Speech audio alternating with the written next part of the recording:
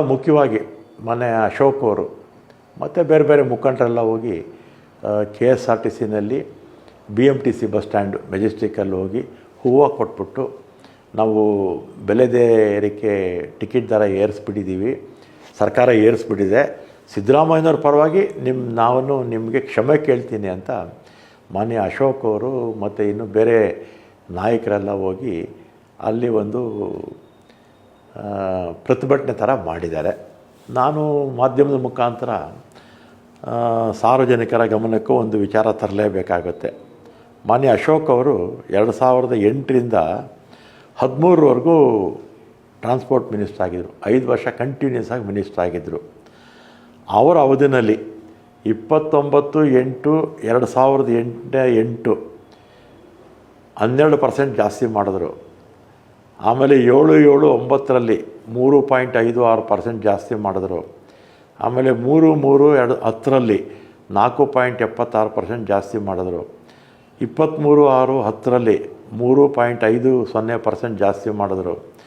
26/6/11ರಲ್ಲಿ 6.95% ಜಾಸ್ತಿ ಮಾಡಿದ್ರು. 19/12/11ರಲ್ಲಿ 5.1% ಜಾಸ್ತಿ ಮಾಡಿದ್ರು. 30/9/12ರಲ್ಲಿ 12% ಜಾಸ್ತಿ ಮಾಡಿದ್ರು. ಮಾನ್ಯ ಅಶೋಕ್ ಅವರು ಮಂತ್ರಿಗಳಾಗಿದ್ದಾಗ ಒಟ್ಟು ಅವರ ಅವಧಿನಲ್ಲಿ 47.8% ದರ ಏರಿಕೆ ಮಾಡಿದ್ರು 5 ವರ್ಷದಲ್ಲಿ. ಆಮೇಲೆ ಬೊಮ್ಮಾಯಿಯವರು ಮುಖ್ಯಮಂತ್ರಿ ಆದರು. ಅದಕ್ಕೆ ಮುಂಚೆ ಯಡಿಯೂರಪ್ಪ ಅವರು ಇದ್ದರು. ಯಡಿಯೂರಪ್ಪ ಅವರು 20 ಜನವರಿ 26ನೇ ತಾರೀಕು 12% ಜಾಸ್ತಿ ಮಾಡಿದ್ರು. ಆಮೇಲೆ ಹಿಂದೆ 2006ರಲ್ಲಿ ಸಮ್ಮಿಶ್ರ ಸರ್ಕಾರ ಇದ್ದಾಗ BJP JDS 12% ಜಾಸ್ತಿ ಮಾಡಿದರು. ಒಟ್ಟು 9 ಬಾರಿ BJP JDS ಸಮ್ಮಿಶ್ರ ಸರ್ಕಾರ ಇದ್ದ ಸಂದರ್ಭದಲ್ಲಿ 9 ಬಾರಿ ಟಿಕೆಟ್ ದರ ಏರಿಸಿದ್ರು. ನಾನು ಹಿಂದೆ ಒಂದು ಸಲ ಮಾತ್ರ ಟಿಕೆಟ್ ದರ ಏರಿಸಿದ್ದೆ, 17% ಏರಿಸಿದ್ವಿ. ಆಮೇಲೆ ಡೀಸೆಲ್ ಬೆಲೆ ಕಡಿಮೆ ಆಯಿತು ಅಂತ 2% ಇಳಿಸಿದ್ದೆ, 15%. ಅಷ್ಟು ಬಿಟ್ಟರೆ ನಾವು ಈಗ ಮಾಡಿರ್ತಕ್ಕಂಥದ್ದು. ಈಗಲೂ ಮಾಡೋಕ್ಕೆ ಇಷ್ಟ ಇರಲಿಲ್ಲ. ಆದರೆ BJP ಅವರು 5,900 ಕೋಟಿ ಸಾಲ ಜೊತೆಗೆ ಡೀಸೆಲ್ ಬೆಲೆ ಮೋದಿಯವರು 2014ರಲ್ಲಿ ಪ್ರಧಾನಮಂತ್ರಿಗಳಾಗಿದ್ದಾಗ 40-45 ರೂಪಾಯಿ ಆಯಿತು ಡೀಸೆಲ್ಲು.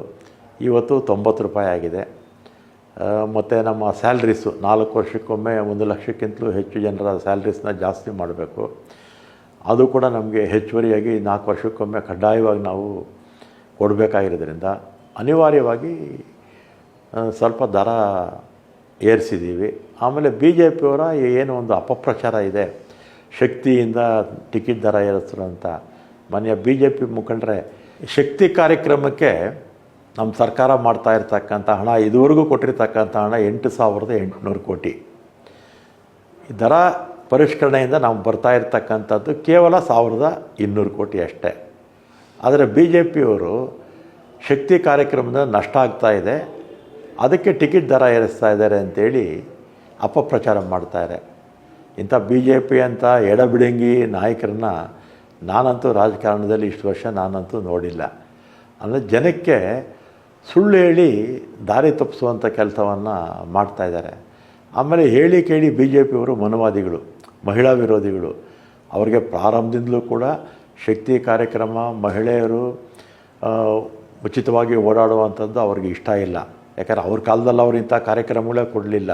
ಈಗ ಅವರು ಈ ಶಕ್ತಿ ಕಾರ್ಯಕ್ರಮ ನಮ್ಮ ತಂದಿದ್ದು ಅವರಿಗೆ ಸಹಿಸ್ಕೊಳ್ಳೋಕ್ಕಾಗ್ತಿಲ್ಲ. ಏನಾದರೂ ಮಾಡಿ ಈ ಶಕ್ತಿ ಕಾರ್ಯಕ್ರಮವನ್ನು ರದ್ದು ಮಾಡಬೇಕು, ಅಥವಾ ಈ ಶಕ್ತಿ ಕಾರ್ಯಕ್ರಮದ ಬಗ್ಗೆ ಜನರಲ್ಲಿ ಕೆಟ್ಟ ಅಭಿಪ್ರಾಯ ಮೂಡಿಸಬೇಕು ಅಂತ ಈ ರೀತಿ ಅಪಪ್ರಚಾರ ಮಾಡ್ತಾಯಿದ್ದಾರೆ. ಮತ್ತು ಅವರ ಅಪಪ್ರಚಾರ ಎಲ್ಲ ಮಹಿಳೆಯರಿಗೂ ಕೂಡ ಗೊತ್ತಿದೆ. BJPಯ ಒಂದು ನಡವಳಿಕೆ ಮತ್ತು ಅವರ ಮಹಿಳಾ ವಿರೋಧಿತನ. ಮುಂದಕ್ಕೆ ಚುನಾವಣೆಗಳಲ್ಲಿ ಖಂಡಿತ ಇವರಿಗೆ ಮಹಿಳೆಯರು ಯಾರೂ ಕೂಡ ಓಟ್ ಹಾಕೋದಿಲ್ಲ.